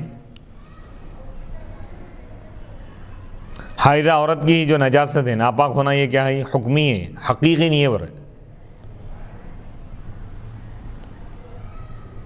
حائضہ عورت کا نجس نہ ہونا، عورت کا نمازی کے سامنے ہونے کا جواز اور قیمتی جانمازوں پر نماز پڑھنے کی تحقیق. اس میں یہ بتا رہے ہیں کہ بھئی نمازی کے سامنے کوئی اگر عورت ہے، کوئی آدمی نماز پڑھ رہا ہے، سامنے عورت بیٹھی ہوئی، نماز فاسد نہیں ہوگی اس کی، بتانا چاہتا۔ اس حدیث میں یہ دلیل ہے کہ حائضہ عورت نجس نہیں ہوتی، کیونکہ اگر وہ نجس ہوتی تو حالت نماز میں نبی اکرم صلی اللہ علیہ وسلم کا کپڑا ان پر نہ پڑتا۔ اسی طرح نفاس والی عورت بھی نجس نہیں ہوتی، اور نہ جنوبی نجس ہوتا ہے۔ اگر حائضہ عورت نمازی کے قریب ہو تو اس سے نمازی کی نماز میں خلل نہیں پڑتا۔ نمازی کے سامنے بستر پر لیٹنا جائز ہے۔ کوئی شخص نماز پڑھ رہا، اس کے سامنے گدے پہ اگر کوئی عورت، کوئی خاتون یا اس کی بیوی لیٹی ہوئی، سجدہ نہیں کرنا، سجدے کے علاوہ بھائی سجدے کی جگہ پہ نہیں رہنا، بس ختم۔ سائڈ میں اگر ہے تو کوئی حرج کی بات نہیں ہے، یا سجدے کے دوران سامنے سے اگر ہٹ جا رہا ہے تو کافی اتنا۔ نمازی کے سامنے بستر پر لیٹنا جائز ہے۔ اس میں ان لوگوں کا رد ہے جو کہتے ہیں کہ نمازی کے سامنے سے عورت گزر جائے تو اس کی نماز ٹوٹ جاتی ہے۔ علامہ بدر الدین عینی فرماتے ہیں اس حدیث میں ذکر ہے کہ نبی پاک علیہ الصلوۃ والسلام خمرہ جانماز پر اپنے مصلی پر نماز پڑھتے تھے۔ خمرہ کے معنی ہے چھپانا، چونکہ مصلی نماز یعنی مصلی جانماز نمازی کے چہرے کو چھپا لیتا ہے، اس لیے اس کو خمرہ کہتے ہیں۔ نیز جو مصلی کھجور کی شاخوں سے بنایا جائے، جو جانماز کھجور کی شاخوں سے بنائی جائے، اس کو خمرہ کہتے ہیں۔ اس حدیث میں نبی اکرم صلی اللہ علیہ وسلم کے تواضع کا بیان ہے کہ آپ علیہ الصلوۃ والسلام کھجور کی چٹائی پر نماز پڑھتے تھے، اور امراء اور متکبرین قیمتی ریشم کی جانمازوں پر نماز پڑھتے ہیں، اور قیمتی جانمازوں پر نماز پڑھنا مکروہ ہے۔ اس میں تکبر اور سرکشی کی علامت ہے، ایک قسم کا غرور پیدا ہو سکتا ہے، تو نماز عاجزی کی علامت ہے۔ تو جانماز بھی ایسی ہونا جس سے عاجزی ٹپکے انسان کی۔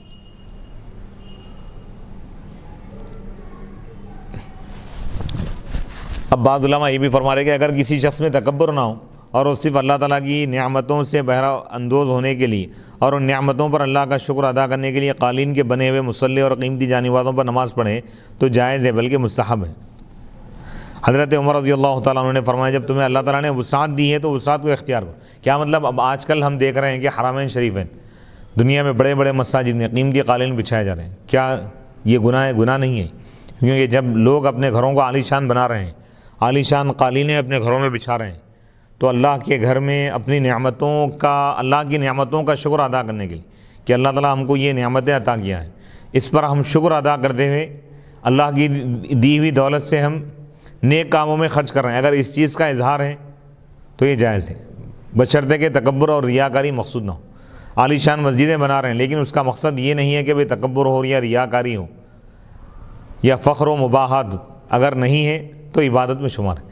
ہاں اگر اس سے اگر تکبر پیدا ہو رہا ہے تو ان چیزوں کو چھوڑنا چاہیے، تکبر سے بچنے کی کوشش کرنا چاہیے، کیونکہ عبادت کا مقصد یہ ہے کہ انسان کے اندر عاجزی اور انکساری پیدا کی جائے، خاص طور پر نماز میں، کیونکہ انسان جب اللہ کی بارگاہ میں ٹھہرتا ہے، رکوع کرتا ہے، سجدہ کرتا ہے اور اللہ اکبر جب کہتا ہے کہ اللہ تعالیٰ سب سے بڑا ہے، تو یہ انسان اپنی زبان اور اپنے عمل سے یہ اعتراف کر رہا ہے کہ اللہ کے آگے ساری کائنات کو جھکنا چاہیے، تمام انسانوں کو اللہ کے آگے جھکنا چاہیے اور اللہ کو سب سے بڑا سمجھنا چاہیے، اپنے آپ کو سب سے کم تر۔ تو ایک عاجزی کی تعلیم دی جا رہی ہے،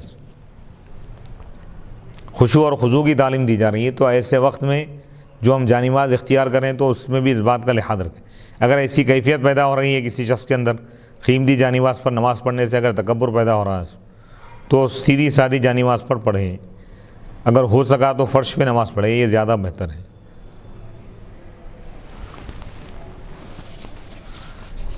حضرت عبداللہ بن، کیونکہ انما الاعمال بالنیات، تمام عمل کا دار و مدار نیتوں پر۔ حضرت عبداللہ بن مسعود رضی اللہ تعالیٰ عنہ بیان کرتے ہیں کہ نبی پاک علیہ الصلوۃ والسلام نے فرمایا جس کے دل میں ذرے کے برابر، رائی کے دانے کے برابر بھی تکبر ہو وہ جنت میں داخل نہیں ہوگا۔ ایک شخص نے کہا آدمی یہ پسند کرتا ہے کہ اس کے کپڑے اچھے ہوں اور اس کے جوتے اچھے ہوں، آپ نے فرمایا اللہ جمیل ہے، اللہ تعالیٰ صاحب جمال ہے اور جمال کو اللہ تعالیٰ پسند فرماتا ہے۔ تکبر حق کا انکار کرنا ہے اور لوگوں کو حقیر جاننا ہے۔ تکبر کا مطلب یہ نہیں ہے کہ کوئی اچھے لباس پہن لیا تو تکبر آ گیا، یہ نہیں بولی۔ تکبر کی پہچان اور علامت یہ بتایا حضور کہ اگر کوئی حق بات بیان کیا آپ کے سامنے اور آپ اس کو قبول نہیں کر رہے ہیں تو یہ تکبر کی علامت ہے. اچھا لباس پہننا، اچھی گاڑی ہے، اچھے گھر میں رہ رہے ہیں، اچھا کھانا کھا رہے ہیں، تو یہ تکبر کی علامت نہیں ہے. اچھا فون استعمال کر رہے ہیں، لیکن اس کے ساتھ اگر آپ کے رویے میں تبدیلی آ گئی، متکبر کی علامت یہ ہے کہ بھئی دولت آنے کے بعد وہ اپنے رشتہ داروں کو حقیر سمجھ رہا ہے، اپنے دوستوں کو معمولی سمجھ رہا ہے، دولت کی وجہ سے غریبوں سے نہیں مل رہا کہ غریب سے اگر ہم ملیں گے تو ہماری شان میں کمی آ جائیں گی، غریبوں کو دعوت نہیں دینا، تو یہ تکبر کی علامت ہے. نہیں، اگر اس کے دل میں یہ چیز نہیں ہے اور وہ اللہ کی شان ظاہر کرنا چاہ رہا، اللہ تعالیٰ جو نعمتیں دیا ہے اس کا اظہار چاہ رہا، تو یہ عبادت میں شمار ہے. لیکن اس کے ساتھ اس کے رویے میں اگر فرق آ رہا کہ دولت کے آنے سے پہلے اس کی الگ کیفیت تھی، دولت کے آنے کے بعد اگر کیفیت بدل گئی، لوگوں کو سلام نہیں کر رہا، سلام کا جواب نہیں دینا، غریبوں کی محفلوں میں نہیں جانا، غریبوں کے ساتھ نہیں بیٹھ رہا، غریبوں کو دعوت نہیں دینا، غریب رشتہ داروں سے نہیں مل رہا، تو مطلب یہ ہے کہ اس کے دل میں تکبر ہے. کوئی اگر چھوٹی دعوت کرے، یعنی مختصر سے پکوان اگر کیے یا زیادہ یعنی پرتکلف نہیں ہے دعوت، تو اس میں نہیں جا رہا، تو یہ تکبر کی علامت. امیر دعوت دیے تو جا رہا ہے بھاگتے، تو یہ تکبر کی علامت. یعنی تکبر سے خالی ہونے کی علامت یہ ہے کہ امیر اور غریب اس کی نظر میں برابر، کمزور اور طاقتور دونوں برابر، مالدار اور غریب دونوں برابر، اور وہ مالداروں کو ترجیح نہ دے بلکہ غریبوں کو ترجیح دے، تو یہ تواضع کی علامت ہے. غریبوں کے ساتھ رہنے کو یا غریبوں کے ساتھ بیٹھنے کو اگر وہ آڑ سمجھ رہا کہ اگر ان کے ساتھ میں بیٹھوں گا تو لوگ کیا بولیں گے، غریبوں کی دعوت میں جانے سے اگر کترا رہا ہے، تو یہ سمجھنا کہ یہ تکبر کی علامت. دولت کے آنے سے پہلے سلام کرتا تھا، دولت آ گئی اب سلام نہیں کر رہا، تو اس کا مطلب یہ ہے کہ تکبر آ گیا. تو یہ بہت بڑا گناہ ہے. حدیث میں حضور فرماتے ہیں کہ رائی کے دانے کے برابر بھی جس کے دل میں تکبر ہوگا اس کو جہنم میں داخل کیا جائے گا. اللہ اکبر. حق یعنی تکبر کی دو علامتیں حضور فرمائیں کہ حق کا انکار یہ تکبر کی علامت ہے. جس شخص کے اندر حق کو ماننے کی صلاحیت نہ ہو وہ متکبر ہو. اور دوسری چیز یہ ہے کہ لوگوں کو حقیر جاننا. اچھے کپڑے پہن رہا لیکن لوگوں کو حقیر نہیں سمجھ رہا تو اس کے اندر تکبر نہیں ہے. اچھی گاڑیوں میں پھر رہا لیکن جس کے پاس اعلیٰ درجے کی گاڑیاں نہیں ہے اس کو حقیر نہیں سمجھ رہا ہے تو یہ تکبر میں شمار نہیں. اگر ایسا سمجھ رہا ہے تو اس کا تعلق بھی پورا دل سے ہے. اس کا یعنی تکبر کا تعلق دل سے ہے، اس کے دل میں جو ارادہ آ رہا ہے. البتہ کبھی اس کو ظاہری علامتوں سے پہچان سکتے، کبھی پہچاننا مشکل ہو جاتا ہے. اگر کوئی گناہ کر کے اس کا اعتراف نہ کرے تو وہ بھی متکبر ہے. یعنی کسی سے غلطی ہو گئی لیکن نہیں مان رہا غلطی کو، غلطی کو نہ ماننا اپنی، وہ بھی ایک تکبر کی علامت ہے. غلطی کو مان لینا یہ عاجزی انکساری کی علامت ہے. ابو الاحوص اپنے والد سے روایت کرتے ہیں، وہ کہتے ہیں میں نبی اکرم صلی اللہ علیہ وسلم کے پاس معمولی کپڑے پہنے ہوئے گیا. آپ نے فرمایا، آپ نے پوچھا تمہارے پاس مال ہے؟ میں نے کہا جی ہاں. آپ نے فرمایا کس قسم کا مال ہے؟ میں نے کہا اللہ تعالیٰ نے مجھے اونٹ، بکریاں، گھوڑے اور غلام عطا کیے ہیں. آپ نے فرمایا جب اللہ تعالیٰ نے تمہیں مال عطا کیا ہے تو اس کی نعمت اور کرامت کا اثر تم پر دکھائی دینا چاہیے. نعمت اور کرامت یعنی اللہ تعالیٰ جو اعزاز عطا فرمائے ہیں، ان اللہ یحب ان یرا اثر نعمتہ علی عبدہ. اللہ تعالیٰ یہ پسند فرماتا ہے کہ اس کے بندے پر اس کی نعمتوں کا اثر ظاہر ہو. یعنی اللہ تعالیٰ دیا تو بخالت بھی نہیں کرنا چاہیے، خوشحالی رہا، اور اسراف بھی نہیں کرنا چاہیے. یہ دونوں اہم چیزیں دی. کیا بات ہے. جتنی ضرورت ہے اور جہاں ضرورت ہے اتنا خرچ کرنا، یہ اسلامی مزاج ہے. جہاں ضرورت نہیں ہے وہاں پہ زیادہ خرچ کر دے رہے ہیں آپ، اسراف گناہ میں شامل ہے. اور جہاں ضرورت ہے وہاں خرچ نہیں کر رہے تو یہ بھی بخالت. بخالت کی جو تعریف کی گئی ہے کہ پہلے اللہ کے حقوق میں خرچ کریں. بخالت کی تعریف یہ ہے کہ اللہ کے حقوق میں کوئی خرچ نہیں کر رہا تو وہ بخالت. اللہ کا حق ادا کر رہا، یعنی مثال کے طور پہ زکوٰۃ پڑھ دیں، زکوٰۃ دے دیا تو وہ بخیل نہیں ہو. بخیل وہ ہے جو زکوٰۃ نہ دے. اسی طرح حج پڑھ دیں، دولت ہے اس کے پاس لیکن حج نہیں کر رہا تو ان بخیل ہیں.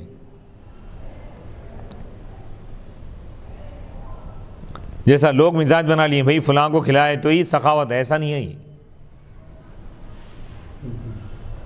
سخاوت کی تعریف میں یہ ہے کہ پہلے حقوق فرض ادا کرنا. جیسے پہلے اللہ کا حق ہے، اللہ تعالیٰ خرچ کرنے کا جو حکم دیا وہاں پہ خرچ کرنا. جیسے زکوٰۃ ہے، قربانی دینا ہے، قربانی. اور اسی طرح حج ہے، حج ہے، عمرہ ہے، جہاں جہاں پہ خرچ کرنا. اسی طرح حقوق العباد میں، حقوق العباد میں جیسے والدین کی ذمہ داری، والدین پہ خرچ کرنا ہے، وہاں خرچ نہیں کر رہا ہوں اور بڑی بڑی دعوتیں کر رہا ہے تو اللہ اس کے رسول کی نظر میں بہت بڑا گنہگار ہے، نافرمان ہے. کیونکہ والدین پہ خرچ کرنا فرض ہے اگر ان کو ضرورت ہو تو. اگر ضرورت نہیں ہے، وہ خود وظیفے یاب ہے اور وہ لوگ مطالبہ بھی نہیں کر رہے تو آپ کے لیے مستحب ہے. بلکہ مستحب بھی اگر ہو تو پہلے والدین کو ترجیح دینا چاہیے. پھر اس کے بعد اگر وہ شادی شدہ ہے تو بیوی پر خرچ کرنا یہ فرض ہے، جو بنیادی حقوق ہے، فرائض ہے. جیسے رہائش کے لیے گھر کا انتظام کرنا، پہننے کے لیے کپڑوں کا اہتمام اور انتظام کرنا، کھانے کے لیے کھانے پینے کا انتظام کرنا، علاج و معالجے کا انتظام، بچوں پہ خرچ کرنا، بچوں کی تربیت، ان کے لباس پر، ان کے کھانے پینے پر اور ان کی تعلیم پر خرچ کرنا. یہ بنیادی حقوق ہے. اس کے بعد اگر کوئی چیز بچ رہی ہے تو آپ نفل صدقہ خیرات. اس میں بھی یہ بتا رہے ہیں کہ پہلے آپ کے جو قریبی رشتہ دار ہیں ان کا زیادہ حق ہے. اکثر ہمارے معاشرے میں بات دیکھنے میں آتی ہے کہ انسان اپنے دوستوں پر ہزاروں لاکھوں روپے لٹا دیتا ہے لیکن اپنے قریبی رشتہ داروں کو بھول جاتا ہے. تو یہ ایک تقوی کی بات نہیں ہے، یہ گناہ کی علامت نہیں. کیونکہ قرآن کی آیتوں میں جہاں جہاں خرچ کرنے کا حکم دیا گیا تو اس میں والدین اور اولاد پر خرچ کرنے کے بعد رشتہ داروں کا ذکر ہم کو ملتا ہے. وہ ایتاء ذی القربیٰ، ان اللہ یأمر بالعدل والاحسان وایتاء ذی القربیٰ. اللہ تعالیٰ عدل کا حکم دیتا ہے، والاحسان اور حسن سلوک کرنے کا حکم دیتا ہے، وایتاء ذی القربیٰ اور رشتہ داروں کو دینے کا اللہ تعالیٰ حکم دیتا ہے. وآت ذی القربیٰ حقہ، تم رشتہ دار کو اس کا حق دے دو. جگہ جگہ اللہ تعالیٰ اہل قرابت کا ذکر فرمایا اللہ تعالیٰ. اس کے بعد باہر والے، خاندان کے باہر کے لوگ بعد میں آتے. پہلے والدین، بیوی، بچے، اولاد وغیرہ. ان کے بعد اگر خاص لوگوں میں، خاص رشتہ داروں میں، بھائیوں بہنوں میں اگر کوئی پریشان حال ہے تو وہ زیادہ حقدار. ان کے بعد پھر اور جو رشتہ دار ہیں، رشتہ داروں میں کوئی بھی پریشان حال نہیں ہے تو اب دوستوں پر یا دیگر مسلمانوں پر وہ خرچ کر سکتا ہے. تو اب یہ بتا رہے ہیں کہ اللہ تعالیٰ دولت دیا ہے تو اس کا اظہار بھی کرے اللہ کی رضا کے لیے. یہ چیز ذہن میں رکھیے کہ جیسا لوگ اسٹیٹس بناتے ہیں بھئی اپنی شان و شوکت، لیکن اس میں ریاکاری نہ ہو، اس میں دکھاوا نہ ہو، تکبر نہ ہو. اللہ کی رضا کے لیے اگر کوئی اچھے سے اچھا لباس پہن رہا ہے اور اس کی نیت یہ ہے کہ میں اللہ کی نعمتوں پر اس کا شکر ادا کرنے کے لیے، اللہ تعالیٰ مجھ کو یہ نعمتیں دیا ہے اس کو ظاہر کرنے کے لیے میں کر رہا ہوں، تو یہ بھی عبادت میں شمار ہے. ہاں اگر اس کی نیت یہ ہے کہ وہ لوگوں پر برتری جتانا چاہتا ہے، تکبر کا اگر ارادہ ہے، تکبر کی نیت ہے، تکبر ہے اگر اس کے دل میں، تو یہ گناہ میں شمار ہے. عمرو بن شعیب اپنے والد حضرت عبداللہ بن عمرو سے، اور وہ عمرو بن عاص سے روایت کرتے ہیں کہ رسول اللہ صلی اللہ علیہ وسلم نے فرمایا، اللہ تعالیٰ اس سے محبت فرماتا ہے، اس بات کو پسند فرماتا ہے کہ اپنی نعمت کا اثر اپنے بندے پر دیکھیں. یعنی ان اللہ یحب ان یرا اثر نعمتہ علی عبدہ. اب یہاں پہ دیکھیے ایک اہم مسئلہ ہے، اکثر لوگ اس میں غلطی کا شکار ہو جاتے ہیں. اہم مسئلہ کیا ہے؟ معاشرے میں دو طبقات ہیں. انسانی معاشرے میں ویسے کئی طبقات ہیں لیکن ایک عمومی تقسیم مالی اعتبار سے اگر ہم دیکھیں تو دو قسم کے لوگ نظر آئیں گے، دو طبقات نظر آئیں گی، دو گروپ نظر آئیں گے، دو گروہ نظر آئیں گے، دو جماعتیں نظر آئیں گی، دو زمرے نظر آئیں گے. ایک ہے امراء کا طبقہ، اور ایک ہے غربا کا طبقہ، ایک ہے فقراء کا ہے، ایک اغنیاء کا ہے، ایک اہل ثروت کا ہے، ایک اہل غربت کا ہے، ایک اصحاب دولت کا ہے، ایک اصحاب غربت کا ہے۔ اب پوری دنیا میں انسانوں کی اگر ہم تقسیم کریں تو دو ہی طبقے میں نظر آئیں گے، دنیاوی اعتبار سے اگر ہم دیکھیں، دولت کے اعتبار سے یا دنیاوی حالات کے اعتبار سے۔ ایک امراء کا طبقہ ہے، ایک غریبوں کا طبقہ ہے۔ تو اب یہاں پر سوال یہ ہوتا ہے، بعض لوگ یہ کہتے ہیں کہ بھائی یعنی شادیاں وغیرہ ہیں یا دیگر معاملات ہیں بالکل سادگی سے کرنا چاہیے، امراء کو بھی سادگی سے کرنا چاہیے۔ ایسا نہیں ہے اسلام میں، جیسا کہ حدیث پاک ہے اور قرآن کی آیت سے بھی میں ثابت کروں گا۔ سورہ طلاق میں اللہ تعالیٰ فرما رہا ہے لِيُنْفِقْ ذُو سَعَةٍ مِّن سَعَتِهِ، یعنی خوشحال آدمی، وسعت والا اپنی وسعت کے مطابق خرچ کرے، اور تنگ دستی والا اللہ جتنا دیا ہے اس میں سے خرچ کرے، یعنی غریب اپنے اعتبار سے شادی کرے، امیر اپنے اعتبار سے شادی کرے۔ ہاں اسراف سے بچے، یعنی جیسا بعض لوگ یہ مزاج بناتے ہیں بھائی شادیوں میں کھانا نہیں کھلانا چاہیے، یہ خلاف سنت ہے، قرآن و حدیث کے خلاف ہے۔ ایسا نہیں ہے بھائی، کوئی اگر کسی کو اللہ تعالیٰ دولت دیا ہے، کوئی کھلا سکتا ہے تو کھلانا اس کے لیے بہتر ہے تاکہ اللہ کی نعمت کا اظہار ہو۔